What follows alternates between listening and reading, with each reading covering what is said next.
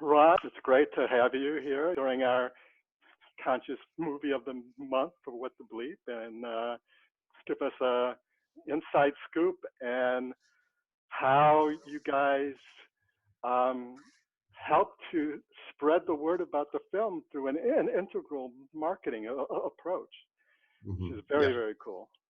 Yeah, Um, cool. so if you could maybe just introduce yourself a little bit and Mm-hmm. give us a little of your background and how you found it. Yeah, sure. Terrific. So if I can maybe just start from where I'm at the moment. So I'm a director and a facilitator with an organization here in Australia called Cornerstone Integral. And we specialize in leadership development and organizational development.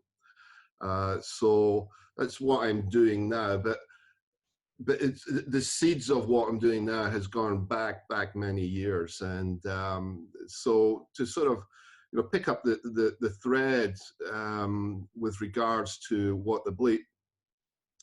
I was back in 2000, I was just finishing my studies in transpersonal psychology. I was a consultant.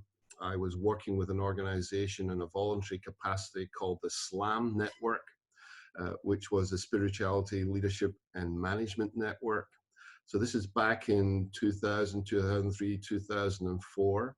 Around about 2004, we got wind, we got sort of heads up of a film which was making a little bit of impact in the American market called What the Bleep Do We Know?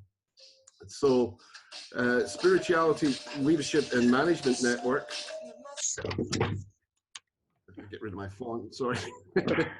Spirituality, Leadership and Management Network were interested in what that film was about. And so we decided to, check it out with the distributors and see what we could do to make an impact with it here in Australia. Yeah. So, Beautiful, beautiful. Yeah, it's kind of like a tail and a beginning. Yeah. Yeah. That's great. So, how did you apply the integral approach to marketing the film? Yeah, so we've seen the film, and what we try to do is we try to see the film from a third-person perspective. In other words, we've seen it as object, we've seen it as an artifact, and we tried not to get caught up in the content of the film. We didn't want to judge the film. What we wanted to see is this film a preliminary sort of exploration of the cultural creative? Is this what was happening in the cultural creative scene? About that time as well, I just finished reading Paul Ray's work, which made mention to cultural creatives, the rise of the cultural creatives. So SLAM as an organization seen this film and sort of thought, what if we drop this film into the Australian marketplace? Would it flush out anyone in the marketplace who would be in that sort of category as a cultural creative or a core cultural creative?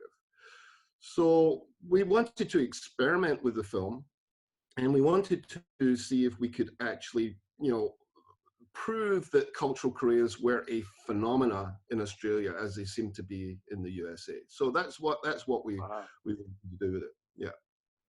Beautiful, beautiful.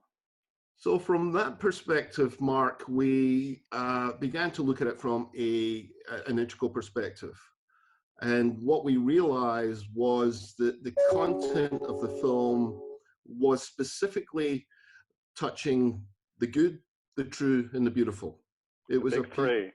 Yeah, the big three. It was a piece of art. It was having a message of interiority. It was also touching into, the community, if you like, the cultural creatives. So we took those three things. Okay, so SLAM as an organization, we're certainly interested in the convergence of mysticism and science. Could you be, could mysticism be informed by science? Could mysticism inform science? So that was our exploration. And so we were really intrigued with what would happen.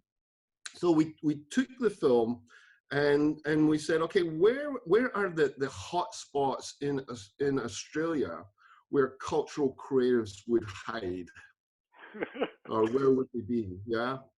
And so we did an analysis of the marketplace, I guess, and we targeted hotspots. But we didn't just target hotspots that were in the so-called sort of spirituality sort of space. We targeted physicists. We targeted corporates. We wanted to see if there was something else going on in those sorts of environments. And so when we sort of targeted those areas, we also commenced a communication strategy which was targeted at what the hot buttons and cold buttons would be of the sort of stratified layers in which we were targeting. So we targeted bikie gangs, we targeted fundamentalist church organizations, we targeted the corporate environment. We targeted yoga schools and green meme orientated.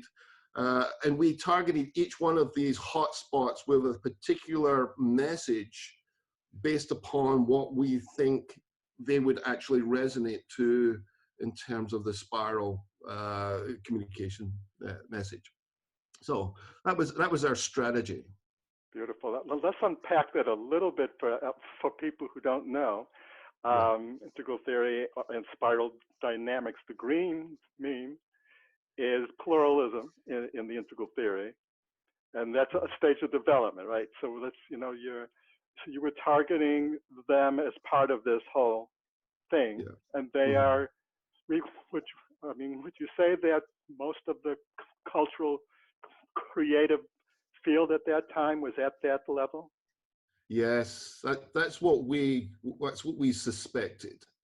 We suspected that the cultural creators would be found most predominantly in that sort of pluralistic environment. Yeah, and that would make sense because of the combination of subjectivity and objectivity of the film.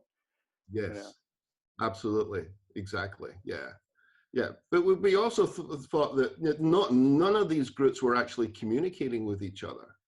They were all operating in little silos of maybe introspection and inquiry themselves, not really realizing that this, or what they were part of, was a phenomena, an evolutionary phenomena, you could say, which went beyond their particular clique or niche, but was actually a societal phenomena. So, okay. So then, how did this unfold? How did this process actually play out? So we teamed up with the distributors here in Australia, and it was a joint operation.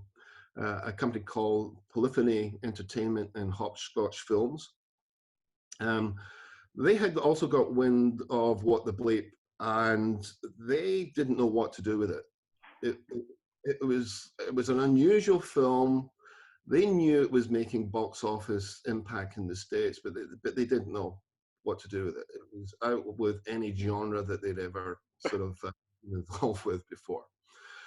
And so it was kind of like a synergistic moment. They didn't know what to do with it, and we approached them, and we said, hey, we think we know where this film would land, and we put a proposal to them, and they took the proposal, and they said, well, you guys go for it. You see what you can do with it, because we don't know what to do with it.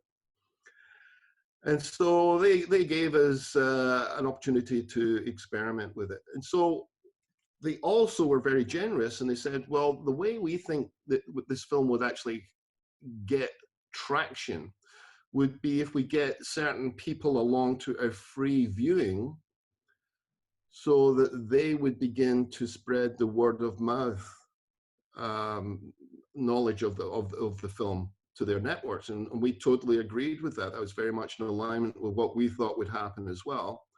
So Hopscotch Polyphony set up some cinemas around Australia, and it was about 12 right across Australia, from Perth in the west right across to Byron Bay in the east, and Sydney, Melbourne, Adelaide, Brisbane, right across Australia. And our task as the Spirituality Leadership and Management Network was to get the people to the free viewing. Well, that's what we had to do. We had to find them and get them there. We had to get them interested. So you remember, this is back in 2004, 2005.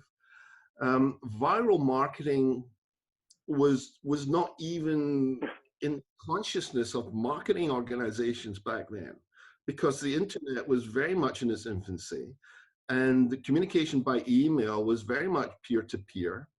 And so what we were able to do is to instigate a viral marketing campaign which spread the word out from each of these special interest groups. And so what happened was we had, you know, these cinemas around the country. We were getting 200 to 250 people coming along to watch the movie. And sure, everybody likes a freebie, so it wasn't, you know, a big ask really. But what we were asking for was their time to come along and see something that that the Slam Network felt it was intriguing, and so they came. They came, and we also, you know, were conscious about them just not seeing the movie, then, you know, going away off and doing their own thing. So we tried to sort of corral them into an action commitment that they could take away with them, with some sort of direction, intentionality of how many people they could tell about the film in their networks. Because the people that we got to the film were very much the key influencers, the centers of influences in each of the organizations or entities that we got coming to the film. So it was the viral nature of it, which I think was very intriguing. Yeah. Now, I think I remember, I'm reading in your materials that you also made sure that the audiences weren't all one segment. Yes. Combined them. Yeah. Could you talk a little about that? Yeah, sure.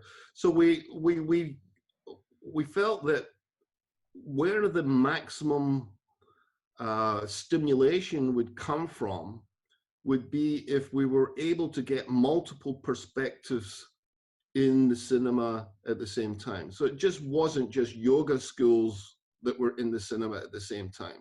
We got physicists, we got corporates, we got you know, some unionist movements, we got you know, the yoga schools as well. So we devised a recipe which made the maximum amount of perspectives possible to be in the room. We also, at the conclusion of the film, had a panel. We curated a panel of experts, an expert scientist, an expert community leader, an expert in contemplative traditions. We had them at the end of the film on a panel, and we did a Q&A session with them, so the audience could ask their questions from their perspective, and we could sort of mix it up in terms of the multiple perspectives in the room who had a different point of view about the content of the film. Wow. And it was kind of like a perspective soup, Mark. Well, that is beautiful. And yeah, the multiple perspectives that were there, each one of them had something to contribute, and yeah, we facilitated it pretty well in terms of there wasn't a bias in any particular way, but what resulted was an extremely stimulating discussion, and on a number of occasions the cinema had to throw us out. Because, you know, we were taking up too much of the time, and it was going into, you know, the late evening, and so it was really vibrant. was really vibrant environment. Mm, mm. So it feels like you kind of took the hybrid nature of the film Yeah. and kind of created a hybrid experience for the audience as well. You hybridize the audience with the hybridized elements from the film in a way. Yeah, Yeah. yeah, that would be right, and I think that came about because we took an objective perspective on it. Here's the film. Let's not be involved in the film's message, but let's just look at the film from an objective perspective. And so that gave us a little elevated, perspective on it, and that itself gave us a little distance from it, rather than saying, hey, you got to watch this because we believe in what it's saying. No, that wasn't the message. We were saying you got to watch this because it is interesting, is actually provoking some interesting insights. We want to know what that insight is for you, and we want you to share that insight with others, which will enable you to understand what others think of this film. And at the same time, we all might learn something about the state of this convergence between science and mysticism, mysticism and science. Is there a connection here happening? Let's explore it together. So by becoming objective about it, you didn't get caught in a single perspectival field. Correct. Absolutely. And so then you could actually then see all the different perspectives it was playing with, and then use it as a kind of collective teaching, learning process. Yeah? Yeah. Beautiful. Yeah. Beautiful. Yeah, absolutely. And in a way, that is kind of the heart of the film, to make us think, to make us kind of wonder, and open up what we're actually, what reality is. Yes. So it's great that you took that into the screening as like, what is, is this? Yeah. Yeah. Is this it, or is it something else? Beautiful. Yeah. Yeah. And I think the interesting thing for us is we were part of that whole process was we just began to see this thing spread like wildfire, and it was totally out of our hands at a certain stage. It just ballistically exploded in the Australian sort of scene, and everybody was talking about it.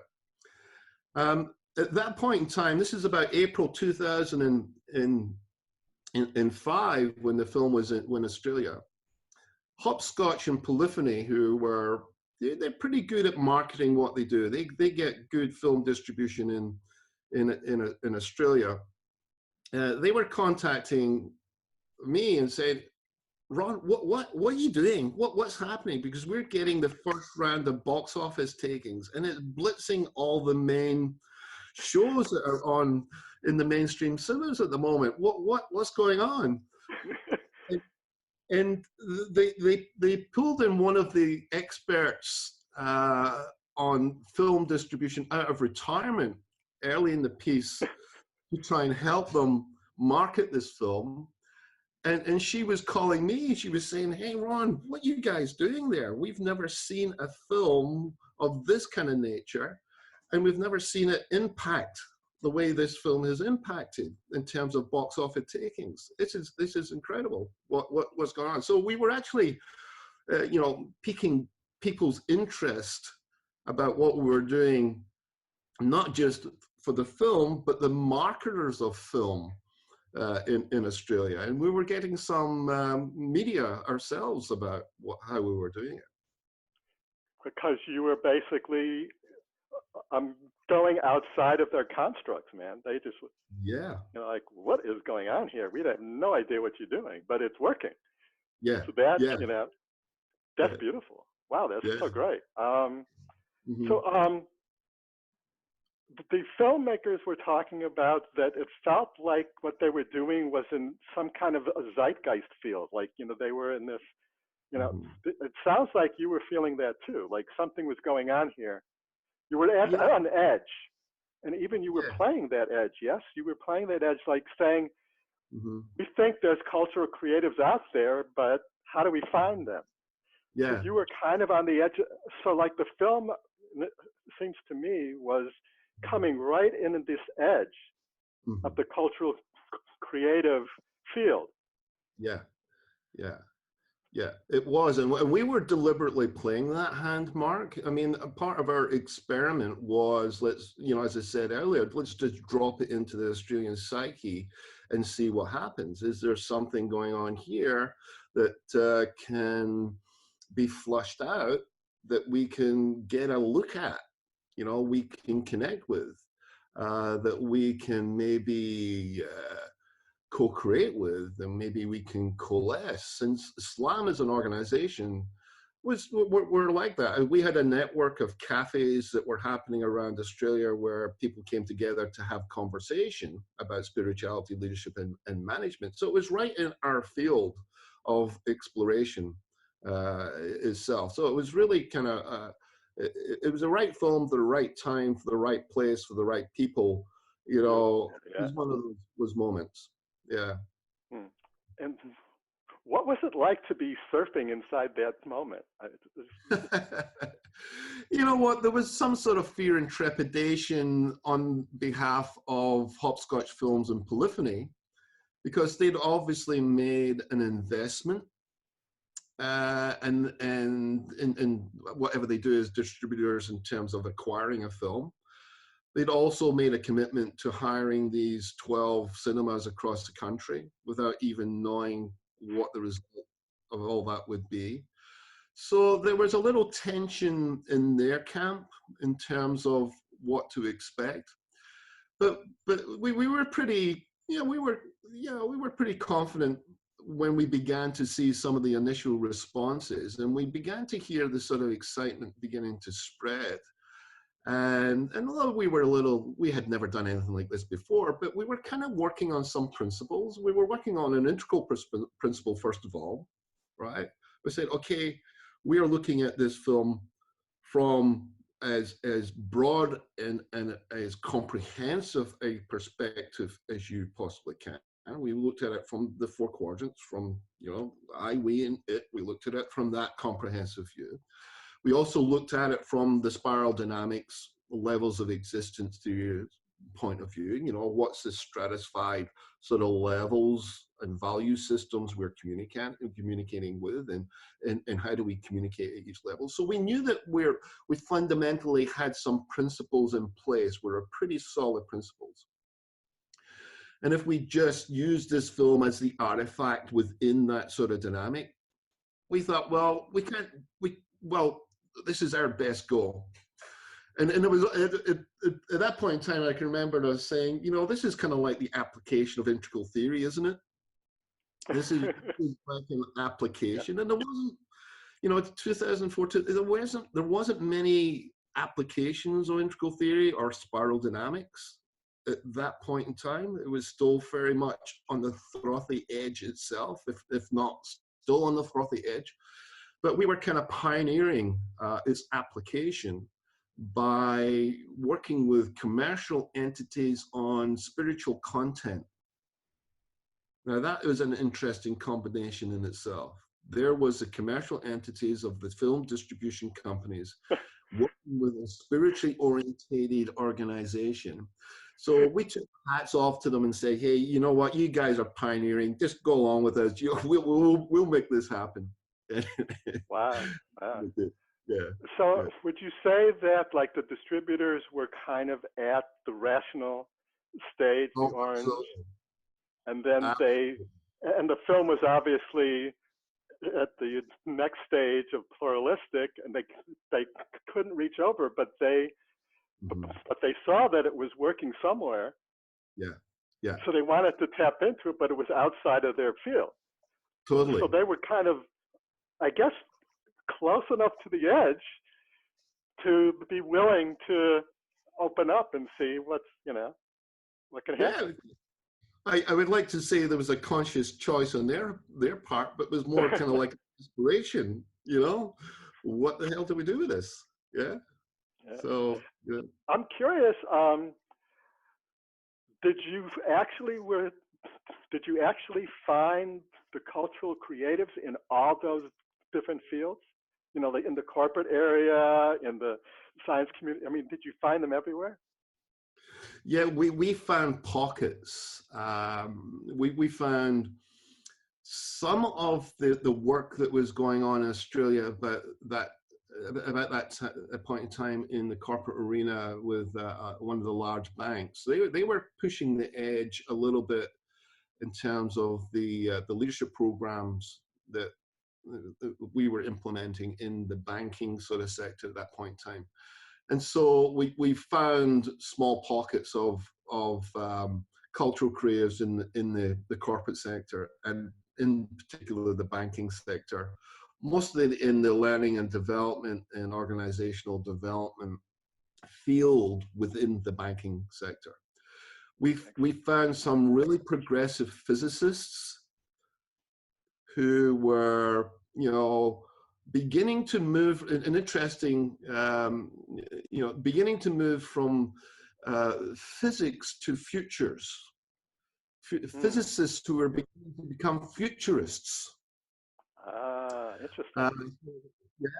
So it was interesting. They were beginning to sort of, you know, get a glimpse into their own sort of area, which was beginning to get them to think about, you know, projecting what could happen.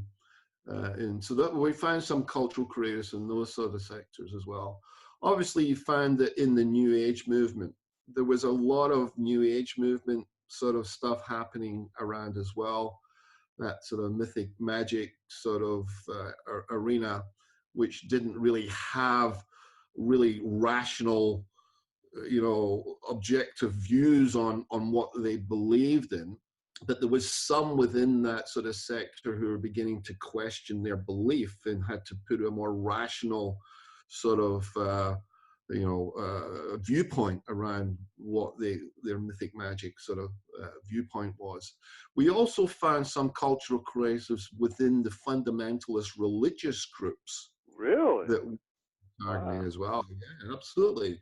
Fascinating. Those who were maybe in that sort of phase of going through the fundamentalist, but asking questions from a rational perspective, which weren't getting rational answers from the fundamentalist movement gurus, right? So we found people from fundamentalist religious groups coming to see the film, and it was kind of supporting their sense of spirituality, but not in a purely religious context. Ah. Yeah. So Wow. their questioning was beginning to be flushed out a little bit and encouraged, you Wow. know. So that was interesting. You know, and at times when we did have mythic magic, you know, fundamentalist religions, corporate executives, physicists in the same room making comment on this film, you could see what was going on. We were actually curating the spiral in each of Hmm. these sections. We were making sure that it was represented to flush it all out and see if it can come Wow. to a Oh different my gosh. perspective. So to give the people who don't, oh, who aren't totally familiar yet, um, Yeah. you, just we're talking about here is the magic, mythic. Those are stages of development as well, and so there's magic, mythic, rational, pluralistic, and integral are kind of like from the integral theory Yeah. perspective. And in spiral dynamics, it's very similar, but they're called different things and they are slightly different. But Yeah. to help Yeah. people. Yeah. So the New Age movement. Now I know there's a lot of interesting kind of dynamics around the film, from Mm. in terms of people like some people saying, oh, it's just New Agey kind of stuff. Yeah. And but I also found in the integral community some folks saying, well, I don't know, it's got some integral stuff going on too. Mm. Mm.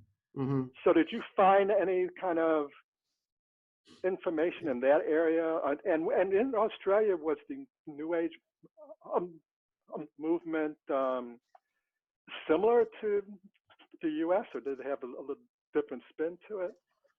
Yeah, there was a similarity in Australia in terms of the New Age movement and its sort of where it was sort of positioning itself in Australia.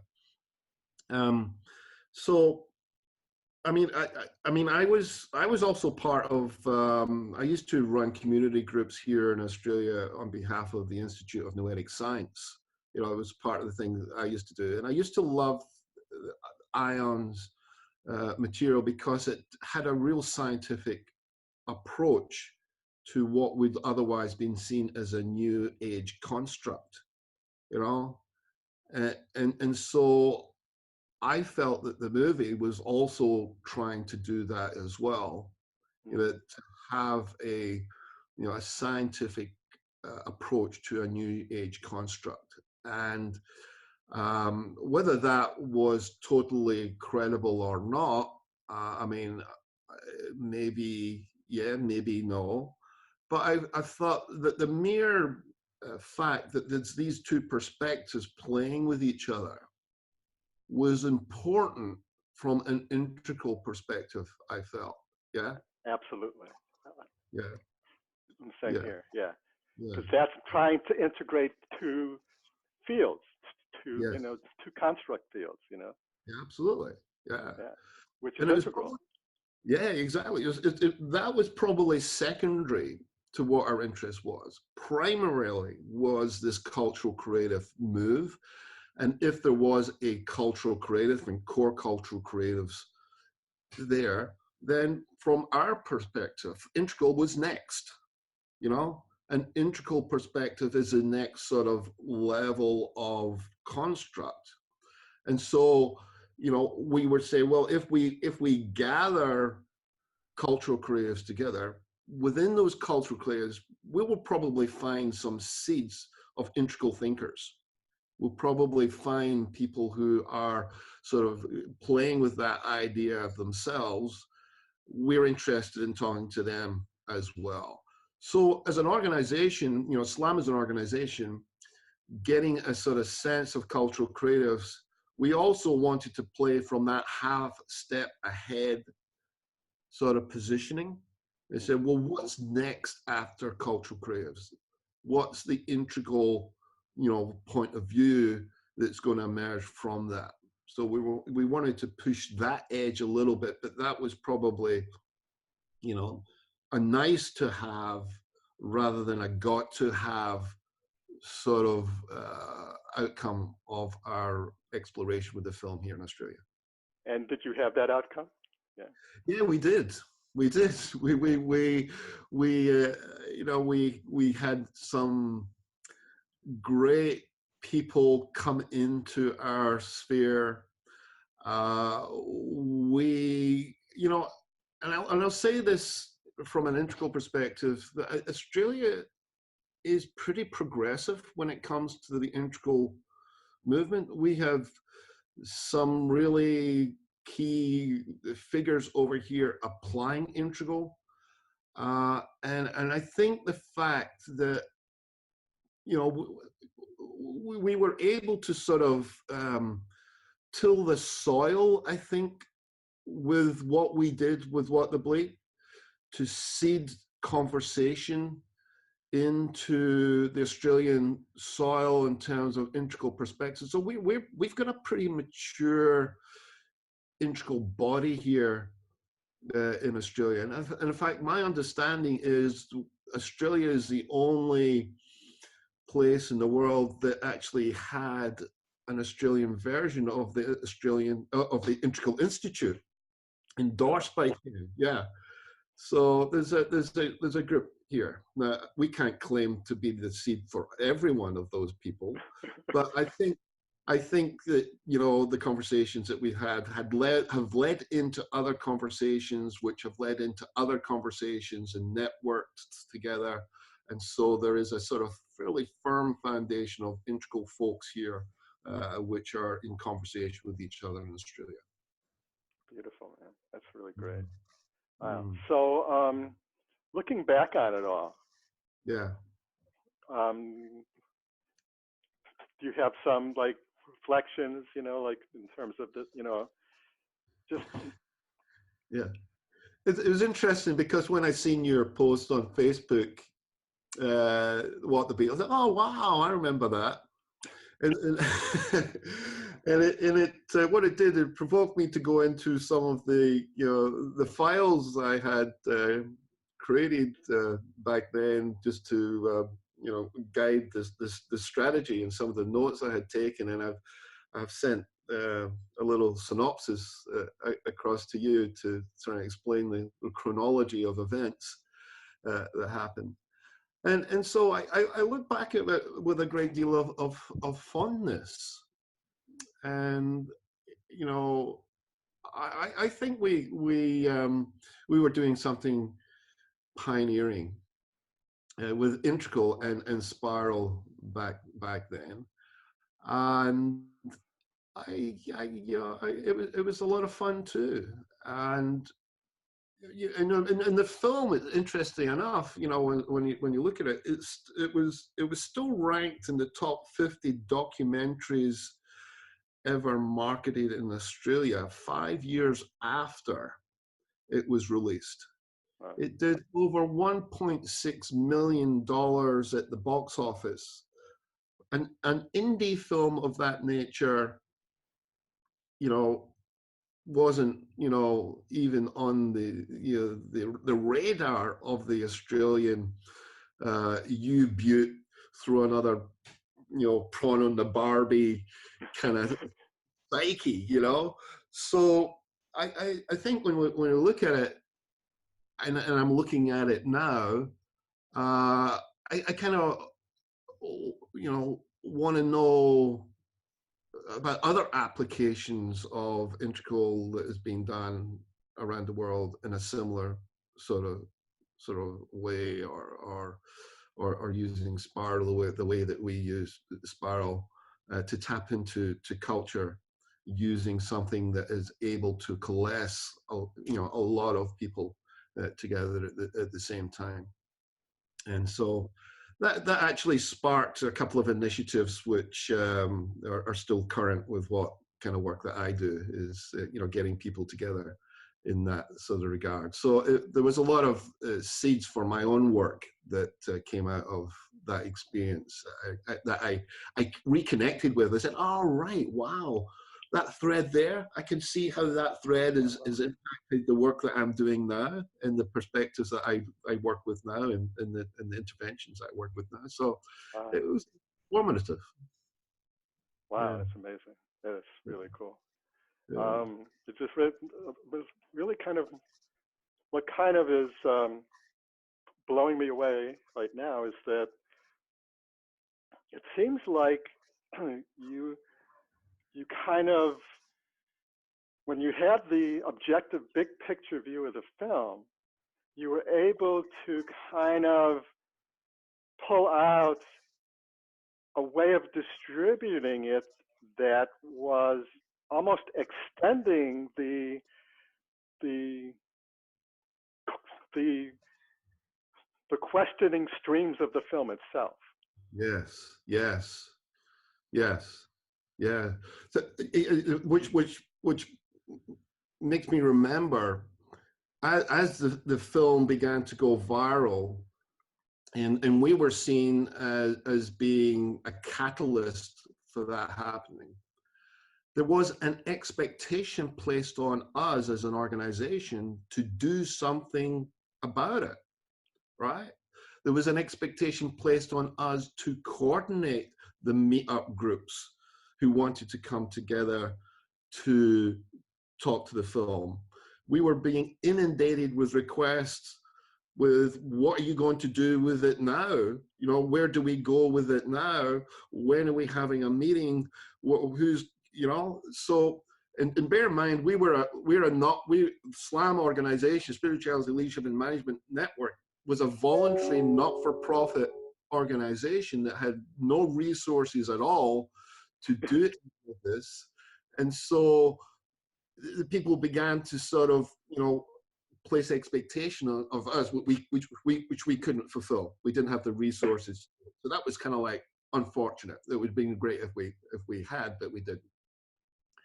But interesting enough, I think what is interesting is that rather than individuals within those sorts of moments of wanting to get together again, doing their own organizing themselves, being independent enough to, be a catalyst themselves, being sort of keen to get other people, rather than them doing that, they didn't do anything with it, which was interesting.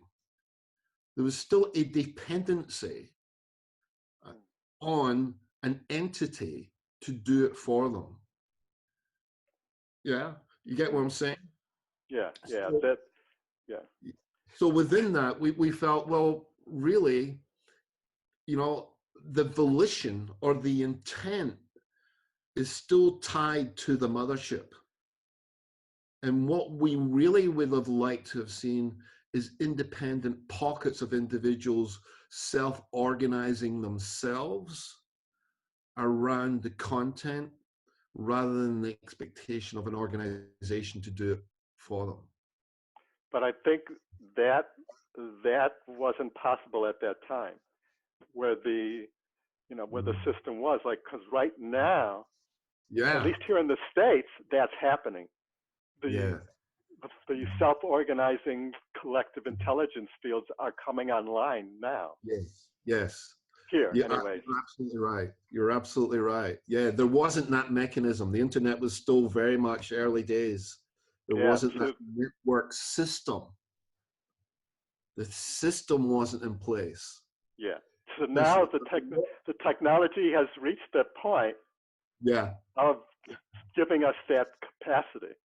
Yeah. There was a cultural interest, but the system didn't actually support the cultural interest at that point in time, which is an interesting sort of chakra evolutionary sort of notion to that, is that yes, we're talking about here.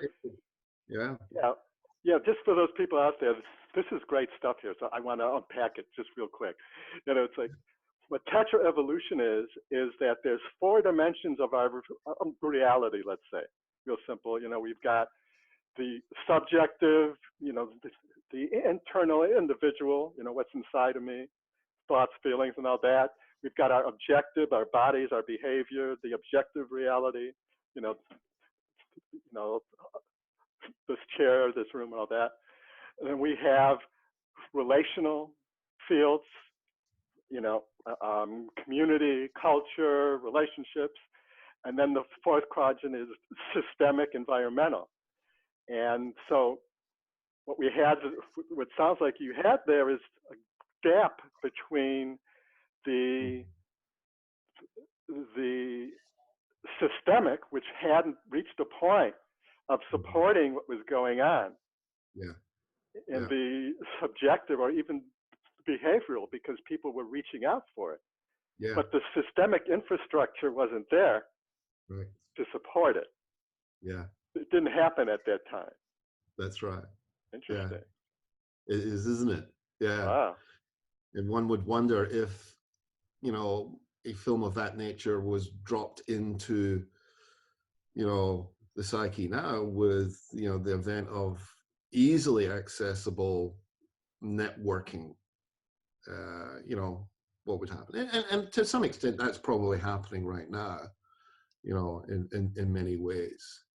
Doesn't need a film like What the Bleep, but there's other stimulus material that people are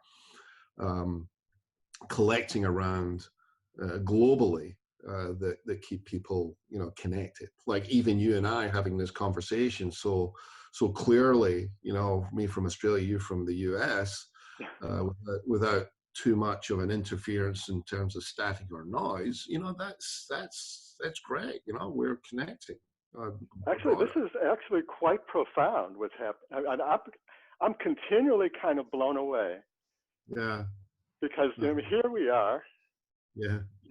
We're thousands of miles apart. So Yeah. we're transcending space, right?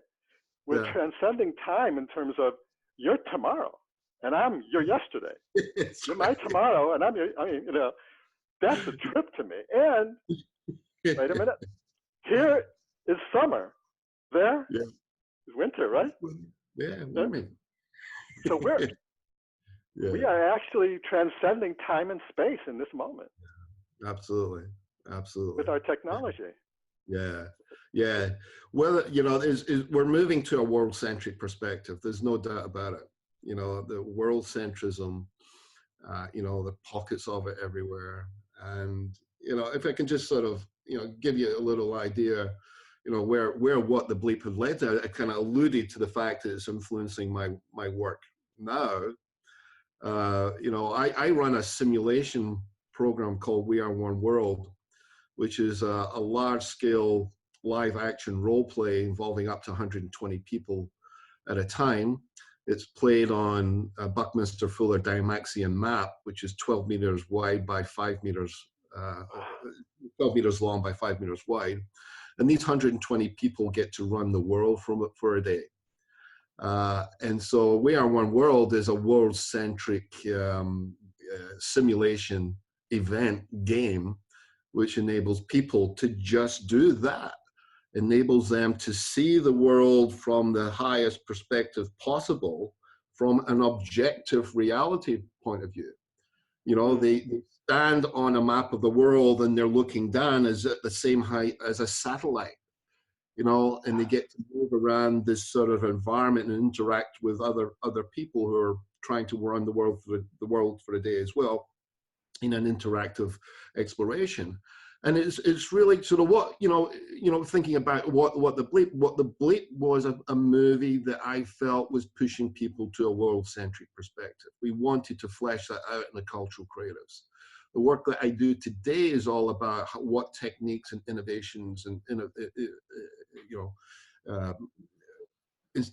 things that we can do to actually elevate people's perspective, because that's where it's at. It's where it's going. I mean, And that's amen, because I'm preaching that myself. I mean, I'm going. I mean, it's like I really kind of see this moment as a major evolutionary point, a challenge point, and I mean, just as we're talking here, this is a great example of how our technologies are really at world-centric and beyond. Yeah. I mean, because we're talking about, we just recently talked about how virtual reality is an integral technology. Yeah. So, but the problem that I see, that many of us see, is that our social institutions and structures are still at orange. Yes. Yeah. At rational industrial. So we've got like a three or four stage gap in some places. Yeah. Which is why we're having such a major kind of shift here. Challenge. Absolutely. And you could say that the polarization is the extension, that there is this sort of regression and progression, going in two different directions at the same time. Well, if we kind of follow that trajectory, something's going to have to snap, and it's where it snaps and what manifests next out of that collapse, I think, is the interesting sort of thing for us to be looking at. If it is a collapse or a whimper, whatever it is. But hopefully we can make it a whimper. I mean, guys like you and guys like me, I think that's what we're intending to do, is how do we make it a whimper and not a snap? Yeah, that's the mission. That's the mission, man. That's it. So, give people the kind of perspective that, as Buckminster Fuller used to say, we are all astronauts on a little spaceship called Earth. We need to have that perspective, the predominant perspective. The technology gives us a systemic reality of that. The culture is not, coming up with the necessary, perspective to match with what the culture, the technology is doing. Yeah, yeah. And I think this is a great point to finish on, Yeah. because a lot of our audience are media makers. Right. And so it's like, we need everyone we can, to help. We have to get as Absolutely. many of us as we can out there to Yeah. try to use our media technologies Yes. to, how I like to say it is that our technologies have accelerated so Yes. fast, but our evolution of consciousness haven't equaled that acceleration. Absolutely. But if we can use these technologies to do Yes. that, so we can catch up, that's the mission, Absolutely. right? Fantastic. That's the Totally mission. 100% with you on that, Mark. Absolutely. Absolutely. Great All right. work. So Great we work. have our work cut out for us, yeah. We do indeed. There's a lot of work to be done. But good work, Inspiring work. Yeah. Absolutely. Yeah. Beautiful. Well, thank you, man. Thank you so much. Thank It's you. been amazing. Yeah, thank you.